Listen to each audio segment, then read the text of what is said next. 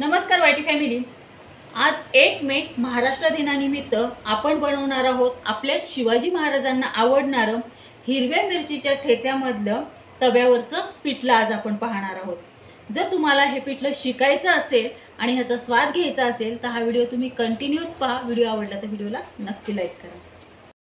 मी भारतातील पुणे जिल्ह्यातील तृप्ती स्वागत करते तुमचं पुन्हा एकदा आपले यूट्यूब चॅनल @तृप्ती मेरे कुकिंग अँड ब्लॉगिंग वरती।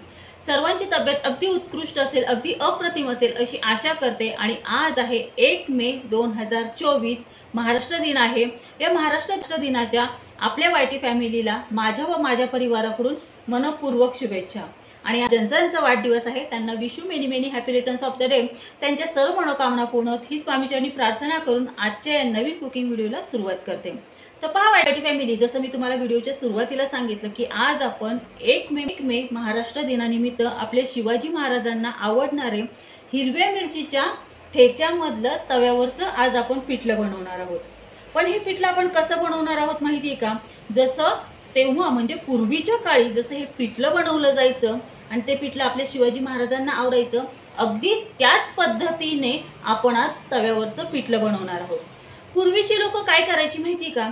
ज्या तव्यावरती भाकरी बनवायच्या त्याच तव्यावरती हे पिठलं बनवायचे पहा।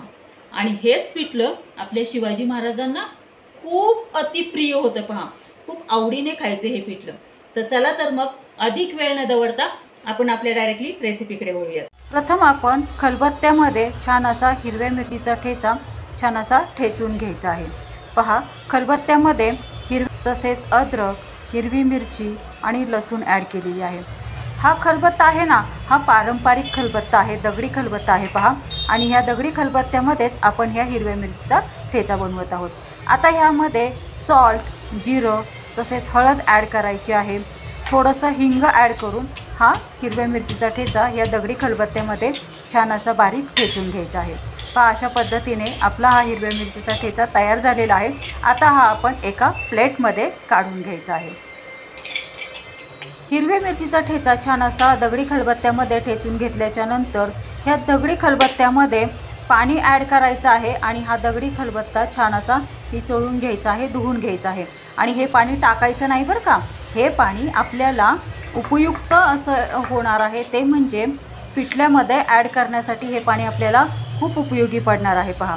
आता हे जे पाणी आहे ना, ह्या पाण्यामध्ये आपण बेसन पीठ ॲड करायचं आहे। 3 ते 4 चमचे बेसन पीठ ॲड करून छान अशी ह्याचं बॅटर बनवून घ्यायचं आहे। गुठळ्या फोडून घ्यायच्या आहे या पिठल्याच्या सर्व। आता काय करायचं आहे, ज्या तव्यावरती भाकरी बनवल्या आहेत त्याच तव्यावरती आपण तेल ॲड करायचं आहे। तेल ॲड केल्याच्या नंतर फोडणीला जिरं घालायचं आहे। नंतर हा हिरव्या मिरचीचा ठेचा छान असा फोडणीला घालायचा आहे आणि ही फोडणी ह्या तेलामध्ये छान अशी परतून घ्यायची आहे। आता ह्या फोडणीमध्ये पुन्हा वरतून थोडीशी हळद ॲड करायची आहे। ही फोडणी पुन्हा 2 मिनटं परतून घ्यायची आहे। आता ह्यामध्ये थोडंसं सॉल्ट ॲड करायचं आणि ह्यामध्ये थोडं पाणी ॲड करायचं आहे आणि ह्या पाण्याला छान अशी दणदणीत उकळी येऊन द्यायची आहे। दणदणीत छान अशी हिला उकळी आल्याच्या नंतर आपण जे बेसन पिठाचं बॅटर बनवलेलं आहे, हे बेसन पिठाचं बॅटर ह्याच्यामध्ये ॲड करून छान असं परतून घ्यायचं आहे। आता छान असं हे हिरव्या मिरचीच्या ठेच्यामधील पिठलं सुंदर असं परतून घेतल्याच्या नंतर ह्याच्यावरती झाकण ठेवायचे आहे आणि छान अशी 5 ते 7 मिनटं मंद आचेवरती ह्याला दणदणीत वाफ येऊन द्यायची आहे।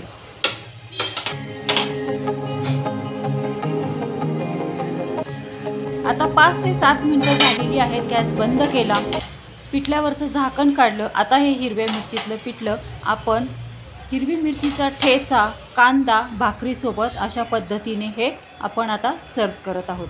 पहा, अशा पद्धतीचं आपल्या शिवाजी महाराजांना हिरव्या मिरचीच्या ठेच्यामधील तव्यावरचं पिठलं आवडायचं पहा। आणि हे तव्यावरचं हिरव्या मिरचीच्या ठेच्यामधील पिठलं चवीला सुद्धा इतकं उत्कृष्ट आणि अप्रतिम लागतं। ह्या पिठल्याची आहे ना चवच खूप न्यारी लागते बघा।